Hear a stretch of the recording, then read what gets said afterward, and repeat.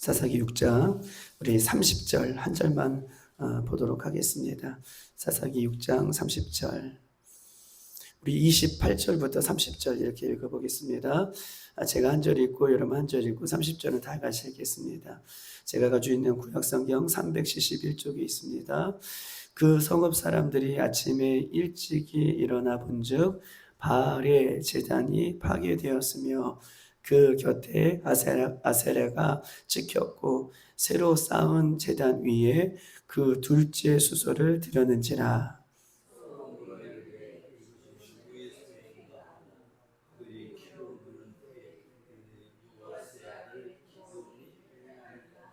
30절 성읍 사람들이 요아스에게 이르되 내 아들을 끌어내라. 그는 당연히 죽을지니 이는 바알의 제단을 파괴하였고 그 곁에 아세라를 찍었음이라 하니. 아멘. 오늘 이 사사기 6장은 이 기드온에 대한 이야기가 오늘 본문 속에 나와 있습니다. 그런데 30절에 보면 이렇게 써 있어요. 성읍 사람들이 요아스에게 이르되 내 아들을 끌어내라. 그는 당연히 죽을지니 이는 바알의 제단을 파괴하고 그 곁에 아세라를 찍었음이라 하니라고 지금 이야기를 하고 있는 것입니다.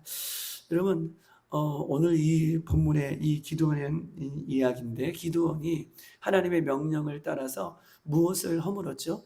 오늘 본문에 보니까 제단을 허물었는데 아침에 일찍 일어나 28절에도 바알의 제단을 파괴하였고 그 곁에 아세라를 찍었다. 그리고 새로 세운 제단 위에 그 둘째 수소를 드렸는지라 라고 하는 것은 말은 이 바알과 아세라의 제단을 다 허물었고 하나님께서 원하시는 방식으로 어떻게 해요? 제사를 지냈다는 거예요. 그러니까 바알과 아세라, 이 풍요의 신, 이 다산의 신이라고 하는 이 이방인 신이 섬기는 그 제단을 다 허물었다는 거예요. 그런데 30절에 보면 29절에도 서로 사람들이 의논해요. 이거 누구의 소행이냐 라고 이야기하고 그들이 캐물어 이르되, 이제 캐물었다는 것은 어떤 말입니까? 캐물었다는 것은 샅샅이 뒤졌다는 거예요. 누구의 소행인지 그 사람이 나올 때까지, 그 사람을 찾을 때까지 캐물었다라고 얘기해요. 그랬더니 요아스의 아들 기드온이 행하였구나 라고 얘기하면서 성읍 사람들이 요아스에게 이르되, 그 기드온의 아버지에게 이르되 내 아들을 끌어내라. 내 아들은 반드시 죽어야 된다 라고 지금 이렇게 이야기하고 있는 거예요. 여러분, 바알과 아세라의 이 이방 신전을 파괴했으면 어때요? 잘한 일이죠. 하나님께서 명령하신 대로 기드온은 행한 거예요. 그런 잘한 일입니다. 그런데 보십시다. 이 격분한 사람들이 있어요. 바알과 아세라 이 신전이 제단이 무너졌다고 격분한 사람들이 있습니다. 격분한 사람들이 누굴까요? 여러분, 격분한 사람들은 우상을 숭배하고 있는 미디안 사람들이 아니에요. 자신들의 이 우상을 숭배하는 바알과 아세라 신을 섬기는 이 미디안 사람들이 격분한 것이 아니라 누가 격분해요? 그래요. 이스라엘 백성들, 하나님을 믿는 사람들이 지금 바알과 아세라 제단이 무너졌다고 격분하고 있어요. 누구를 죽이려고 하는 거 있어요, 지금? 기드온을 지금 죽이려고 하고 있는 거예요. 누가요? 하나님을 믿는 사람들이. 이방 신전들이 무너졌다고, 바알과 아세라 제단이 무너졌다고 격분할 일이 아니라 어떤 일이에요? 잘한 일이죠. 축하할 일이죠. 잘했다고 칭찬받아야 할 일이에요. 그런데 오히려 이스라엘 백성들이 이 기드온을 죽이고자 지금 격분하고 있는 것을 보게 됩니다. 사랑하는 여러분, 보세요. 인간의 선, 인간의 의, 인간의 착함. 이스라엘 백성들은 하나님을 믿는 하나님의 백성들입니다. 하나님과 늘 동행하는 하나님의 백성들이에요. 인간의 선, 인간의 의, 인간의 착함은요, 늘 벼랑 끝에 있는 것과 같다라고 얘기하고 있어요. 벼랑 끝. 이런 벼랑 끝은 어떤가요? 벼랑 끝은요, 발 하나만 디뎌도 천길 낭떠러지로 떨어지는 것이죠. 제가 중국에 있을 때에 중국의 차마고도라고 하는 이 운남성 그 북쪽으로 장족이 있는 그 북쪽으로 차마고도라고 하는 이 중국의 차를 팔아서 이 티베트 지역에 뭘 사는 거예요? 소금을 사오는 거예요. 그래서 이 차마고도라고 하는 이 마방들이, 이 말을 끌고 다니는 마방들이 중국의 차와 이런 것, 뭐 식료품들을 가지고 이 고도를, 티베트 고온 지대를 지나서 히말라야 산 이 기슭길을 지나서 그쪽에 넘어가서 소금을 가지고 오는 거예요. 그런데 이 차마고도에 이 길을, 티베트 길을, 히말라야 길을 이 짐승들도 얼마나 많이 그 경험을 해봤겠습니까? 그런데 짐승들도 그 길을 가다가 피곤하니 헛디디면 어떻게 해요? 떨어져서 죽어요. 그것을 어떻게 할 수가 없습니다. 여러분, 인간의 선이라는 것은, 착함이라는 것은, 의로움이라는 것은, 하나님 보시기에 내가 옳다라고 인정받는 어떤 그런 선이라는 것은 늘 벼랑 끝에 머물러 있는 선이라는 거예요. 나의 의로움, 나의 착함, 나의 어떤 좋은 행실들은 하나님 보시기에 우리는 늘 벼랑 끝에 서 있는 것 같은 연약함이다. 즉 다시 말해서 살아는 판에 서 있는 연약함이라고 얘기했어요. 살아는 판. 여러분, 살아는 판에 오래 있으면 어떻게 해요? 물렁물렁한 그 살아는 판이 무너지는 것처럼 인간의 선과 인간의 착함과 인간의 의로움이라는 것은 완벽하지 않고 이렇게 연약한 것을 성경은 우리에게 이야기를 하고 있는 것입니다. 우리는요, 한순간에 무너져요. 우리는 한순간에 넘어집니다. 우리는 한순간에 천결낭떠러리로 떨어질 수 있어요. 나는 오늘 예수님 잘 믿는다. 나는 오늘 신앙생활을 잘한다. 나는 예전에도 잘했고 나는 잘할 자신도 있다. 여러분, 우리 신앙생활 잘할 자신 있습니까? 시장에 가면, 제가 신영시장이 근처에 살잖아요. 저를 어떻게 알아보고 목사님이시죠? 그래서 자기의 과거를 얘기해요. 나는 열심히 예전에 했는데 지금은 못한다는 거예요. 그 얘기를 다 한다는 거예요. 저를 만나면 대부분 목사님인지 알면 예전에는 열심히 했다는 거예요. 근데 대부분 저에게 고백하시는 분은 지금도 열심히 하고 있습니다 라고 하시는 분은 거의 없어요. 예전에 열심히 했는데, 예전에 직분도 있었는데 지금은 왜 이렇게 사는지 모르겠습니다 라고 하는 고백이 대부분 고백이에요. 그러면 속으로 제가 정신 똑바로 차리세요 라고 말하고 싶어도 제가 시험 받을까 봐 말 못하는 이유가 그래요. 그래요. 우리는 그래요. 예전에 열심히 했다고요? 내가 지금도 열심히고 앞으로도 열심히 할 수 있다고요? 우리는 장담 못해요. 우리의 의로운 것은, 우리의 열심이라는 것은 항상 어디에 서 있어요? 벼랑 끝에 서 있어요. 이스라엘 백성들 보세요. 출애굽기 하면서 뭐라고 얘기합니까? 하나님 말씀을 다 지키겠다라고 얘기해요. 하나님 말을 사랑하겠다고 얘기해요. 그런데 보세요. 지금 사사기에 넘어오면서 이스라엘 백성들이, 기드온이 하나님의 명령에 따라서 바알과 아세라 이방신들이, 미디안의 이 이방신들이 섬기는 그 제단을 허물었다고 누구를 죽이겠다는 거예요? 기드온을 죽이겠다는 거예요. 하나님을 믿는 백성들이 이렇게 무너지는 모습을 보면서 인간은 이렇구나라고 하는 것을 성경은 우리에게 이야기를 하고 있는 것입니다. 사랑하는 여러분, 지혜로운 사람은 어떤 사람입니까? 지혜로운 사람은요, 저렇게 무너지는 사람을 바라보면서 판단하고 정지하는 사람이 아니라 저 사람은 왜 저렇게 하는가? 이스라엘 백성들은 왜 이렇게 말할 수밖에 없는가? 하나님을 믿는 사람들이 왜 이렇게 말할 수 있는가? 라고 정죄하고 비판하고 판단하는 사람이 아니라, 믿는 사람은, 지혜로운 사람은 그 다음 차례는 누가 될 수 있다? 그 다음 차례 누가 될 수 있다? 그렇죠. 내가 될 수 있다라고 어떻게 해요? 이 모습을 통해서 자신의 모습을 돌이켜보는 거예요. 이게 지혜로운 사람이고 믿음의 사람이에요. 여러분, 우리가 장례식에 가면 우리가 뭘 느끼나요? 장례식에 가면 아유 돌아가셨네, 안타깝네, 아유 젊은 나이에 아이들을 놔두고, 이거 생각하고 돌아오나요? 장례식에 가면 그 다음 차례는 나도 죽을 수 있다. 이게 장례식에서야 하나님께서 우리에게 주시는 교훈이죠. 이스라엘 백성들, 이렇게 하루아침에 하나님의 백성들이 무너지는 모습을 통해서 우리는 비판하고 정죄하고 판단하는 것이 아니라 그 다음 차례는 누가 될 수 있다? 그렇죠. 내가 될 수 있다 라고 하는 것을 오늘 사사기 6장은 우리에게 보여주고 있는 것입니다. 베드로 전서 4장 7절 이렇게 써 있어요.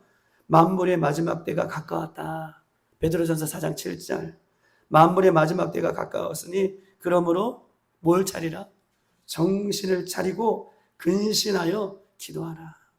우리는 날마다 정신을 차리고 근신하고 기도할 수밖에 없어요. 마지막 때가 가까웠다는 거예요.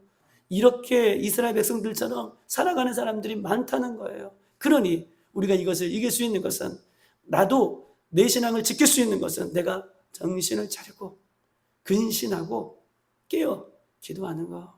이것이 우리의 마지막 때까지 우리의 신앙을, 믿음을 지킬 수 있는 기름을 성경은 우리에게 이야기하고 있는 것입니다. 왜냐하면 우리도 어느 순간 넘어질 수 있기 때문에 그렇다라고 얘기하고 있습니다. 34절 한번 읽어보겠습니다. 34절. 오늘 본문의 34절. 다 같이 시작. 여호와의 영이 기드온에게 임하시니 기드온이 나팔을 불매 아비아셀이 그의 뒤를 따라 부름을 받았다라고 얘기하고 있습니다. 누가요? 여호와의 뭐가요? 여호와의 영이 기드온에게 임하시니 기드온이 나팔을 불매 아비에셀이 그의 뒤를 따라 부름을 받았다라고 이야기하고 있는 것입니다. 여러분, 아비에셀이 나와요. 34절에, 6장 34절에. 아비에셀이 누군가요? 아비에셀은 기드온의 고향 사람이에요. 기드온의 고향 사람. 이 본문의 34절, 아비에셀은 기드온의 고향 사람입니다. 그런데 이 아비에셀, 기드온의 고향 사람, 이 사람도 역시 오늘 30절, 기드온이 바알과 아세라 우상 그 제단을 허물었을 때에 이 아비에셀이라는 사람은 어떤 사람이에요? 그 기드온을 죽여야 된다. 기드온의 아버지에게 가서 기드온을 내놔라 라고 수색했던 사람 중에 한 사람이 누구예요? 이 고향 사람, 이 아비에셀이라는 사람이 등장하는데 그 사람이 그 사람이라는 거예요.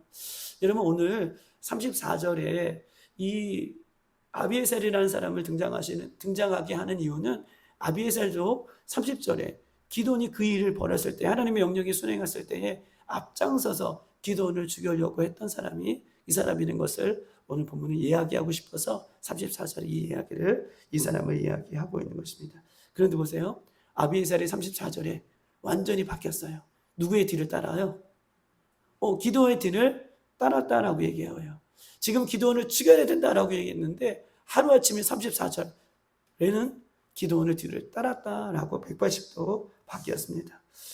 여러분, 미디안 군대와 싸우기 위해서 백성들이 지금 기드온과 함께 모집됐어요. 기드온이 나팔을 길게 부르면 지금 미디안 군대와 싸우기 위해서 어떻게 해요? 나팔을 길게 분 거예요. 소집을 하는 거예요. 군대로 소집한 거예요. 사사기에 보면. 근데 나팔을 길게 불어서 20세 이상 싸울 사람들을 모집했는데 그 첫 번째 기드온의 뒤를 따랐던 사람이 오늘 본문의 고향 사람 34절 이 아비에셀이 그의 뒤를 따랐다라고 얘기하고 있어요. 여러분, 사람이 한순간에 바뀌었어요. 한순간에 바뀌었다는 것을 이야기하고 싶어서 여러분들에게 얘기하는 것입니다. 죽여야 된다 라고 했던 사람이 34절 어떻게 해요? 기드온의 뒤를 제일 먼저 따랐다라고 이야기하고 있는 것입니다. 여러분, 어떻게 이렇게 변할 수 있을까요? 오늘 34절이 우리에게 답을 주고 있는데요. 34절, 여호와의 영이 기드온에게 뭐예요? 임했어요. 여호와의 영. 여호와의 영은 누굴까요? 그렇죠. 성령님이죠. 성령님이 기드온에게 임하였어요. 그리고 성령님이 기드온에게 임한 모습을 누가 본 거예요? 이스라엘 백성들이 보았습니다. 여러분, 성령의 능력, 이 성령이라고 하는 단어는 다이나마이트, 여러분 아시죠? 다이나마이트. 이 다이나마이트는 어떤 거예요? 순간의 폭발력으로 그 모든 것을 초토화시키는 것이 다이나마이트잖아요. 다이나마이트. 이 다이나마이트라는 단어가 성령의 능력, 성령, 이 두나미스라고 하는 헬라어 단어에서 나오는 거예요. 다이나마이트, 두나미스, 성령, 폭발력. 성령은요, 임하시면 우리의 힘으로 감당할 수 있는 능력이 있으신 것이 성령의 능력입니다. 할렐루야. 다이나마이트, 이 폭발력을 갖는 것처럼 성령이 임하면 그 능력 가운데 우리에게 임하게 되는 것임을 성경 우리에게 이야기하고 있는 것입니다. 여러분 보십시다. 성령의 능력이 임하면 사람은 변화됩니다. 성령의 능력이 임하면, 성령의 영이 임하면 사람은 새롭게 변화가 되는 것이죠. 요즘 어떻습니까? 요즘 정치인들 보세요. 당리당략에, 여러분 나라가 어떻게 되든 당리다당리 중요한 시대를 살고 있어요. 또 어떻습니까? 동서남북 지역이 갈라져서 지역들이 지금 싸우고 있어요. 또 어떻습니까? 세대는요, 젊은 세대, 어른 세대가 갈라져서 싸우고 있습니다. 여자와 남자, 페미니즘 이렇게 주장하면서 여자와 남자들이 싸우고 있습니다. 여러분 가정은 어떻습니까? 부부들이, 아내와 남편이 싸우고 부모와 자녀와 싸우고, 여러분 학교는 어떻습니까? 교사와 학생들이 싸우고, 여러분 직장은 어떻습니까? 노와 사와 싸우고, 여러분 교회는 어떻습니까? 성도들이 그렇습니다. 여러분 보십시다. 세계는 어떻습니까? 나라와 나라가 전쟁을 여전히 범하면서 일어나면서 온 곳이 싸우고 있어요. 그런데 저는 싸운다라고 하는 이 표현 중에서 싸우는 것이 문제가 아니라 싸울 때에 이것이 곧 우리에게 뭐라는 거예요? 기회라는 거예요. 할렐루야. 싸움이 일어나고 갈등이 일어날 때의 기회예요. 왜냐하면 성령이 임하시면, 성령이 함께 하시면 이 모든 것이 새로워질 수 있기 때문인 것입니다. 그래서 베드로전서 4장 7절은 마지막 때가 가까웠으니 그 싸우는 틈바구니에서 같이 싸우는 것이 아니라 우리는 근심하고 기도하고 깨어있을 것을 성령은 요구하고 있는 거예요. 할렐루야. 우리가 기도할 때에 하나님의 영이 임하십니다. 우리가 기도할 때에 성령의 능력이 우리에게 임하십니다. 그래서 우리를 변화시킬 수 있는 것은 성령의 능력이에요.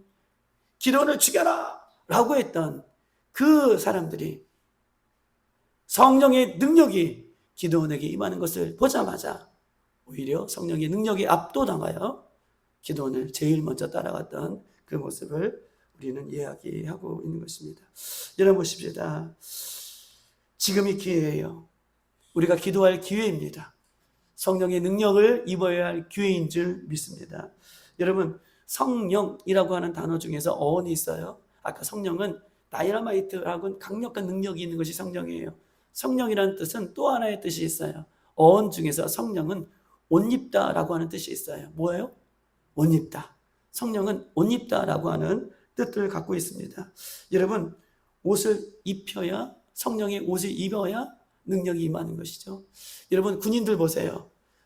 군인들은요, 제복을 벗으면 군인들은 민간인이 되는 거예요. 민간인이 되면 힘을 쓸 수 없어요. 그런데 희한하게도 군인이 제복을 입으면 어때요? 그때부터는 말이 달라지고요, 행동이 달라져요. 여러분 보십시다. 제사장이요, 에봇을 입어요. 평상시에는 에봇을 벗으면 그냥 레인의 한 사람으로 그런 역할을 하다가 제사장이 하나님 앞에 제사의 지내를, 이 대제사장이 하나님 앞에 1년에 한 번씩 제사를 지낼 때 에봇을 입는 순간 어떻게 해요? 사람의 모습이 아니라 그 하나님 앞에서는 그런 강력한 힘을 갖고 있는 것이 이 옷의 어떤 특징이 있다라고 얘기할 수 있는 것입니다. 여러분 경찰 보세요. 경찰도 제복을 입을 때 경찰의 능력이 임하죠. 판사가요, 판결을 할 때 뭘 입어요? 판복을 입어요. 왜냐하면 그 판사에 뭐가 있기 때문에? 권위예요. 여러분 옷을 입는다는 것은요, 권위를 입는 거예요. 권위를 입는 거예요. 권위를 입혀주는 거예요. 성령을 입는다라고 하는 것은 성령의 권위가 우리에게 임하는 것이요. 나는 연약하지만 하나님의 영, 성령의 옷을 입는다는 것은 성령의 권위가 우리에게 입혀지는 것이다 라고 이야기할 수 있는 것입니다. 사랑하는 여러분, 저는 기도합니다. 우리 사랑하는 빌라델피아 교회의 가정에, 우리 남편들에게, 영적인 제사장들에게 하나님께서 성령의 옷을 입혀주실 줄 믿습니다. 저는요 기도합니다. 우리 빌라델피아 교회의 가정의 아내들에게, 기도하는 아내들에게 하나님께서 기도할 때마다 성령의 옷을 입혀주실 줄 믿습니다. 우리 빌라델피아의 자녀들에게 성령의 옷을 입혀주실 줄 믿습니다. 우리 성도들에게 성령의 옷을 입혀주실 줄 믿습니다. 성령의 옷을 입으면 사람은 변화되는 것이라 라고 이야기할 수 있는 것이에요. 이런 보십시다. 예수님 보세요. 예수님도요, 공생애의 사역을 하실 때에 그냥 임의로 사역하지 않으셨어요. 세례 요한에게 세례를 받으시고 올라오실 때에 예수님 머리 위에 뭐가 임하셨습니까? 그쵸. 비둘기같이 뭐가 임하여? 성령이 임하셨어요. 그리고 성령에 이끌려 사역을 감당하셨던 예수님의 모습을 성경은 우리에게 이야기하고 있는 것입니다. 성령의 능력이 우리에게 불어와 우리를 새롭게 변화시킬 수 있음을 성경은 우리에게 이야기하고 있는 것입니다. 사랑하는 여러분, 성령의 능력이 우리에게 불어와 우리가 할 수 없는 것을 하게 하시고 우리가 갈 수 없는 것을 가게 하시고 이 기도원을 원망했던 사람들이 성령의 능력으로 하루아침에 바뀌었던 것처럼 우리를 바꿀 수 있는 것은 성령의 능력이다 라는 것을 꼭 기억하셨으면 좋겠습니다. 마지막으로 베드로전서 5장 1절에 이렇게 써 있어요. 너희는 예루살렘 거리에 빨리 나가며 그 넓은 거리에서 찾아보고 알라. 너희가 만일 정의를 행하며 진리를 구하는 자를 한 사람이도 찾으면 내가 이 성읍을 용서하리라 라고 얘기해요. 여러분 보세요. 다시 한번 너희는 예루살렘으로 빨리 나가래요. 베드로전서에. 그러면서 그 넓은 거리에서 찾아보아라. 찾아보라는 거예요. 찾아보라. 만일 너희가 정의를 행하며 진리를 구하는 자 몇 사람이에요? 10사람이에요? 100사람이에요? 한 사람이죠. 한 사람이라도 찾으면 내가 이 성읍을 용서해 주겠다. 여러분, 성령 충만한 사람, 성령의 옷을 입은 사람 100사람이 있으면 더 좋겠죠. 10,000사람이 있으면 더 좋겠죠. 모두가 받았으면 더 좋겠죠. 그런데요, 한 사람이 중요해요. 내 한 사람이 성령의 옷, 성령의 충만함을 받으면 그 한 사람을 인하여서 하나님은 예루살렘 성읍을 멸망시키지 않겠다라고 약속하여 주셨던 것처럼 여러분, 이 나라 민족이 우리 성령의 충만한 한 사람이 필요합니다. 우리 가정에 성령의 충만한 한 사람이 필요합니다. 우리 교회에 성령의 충만한 한 사람이 필요합니다.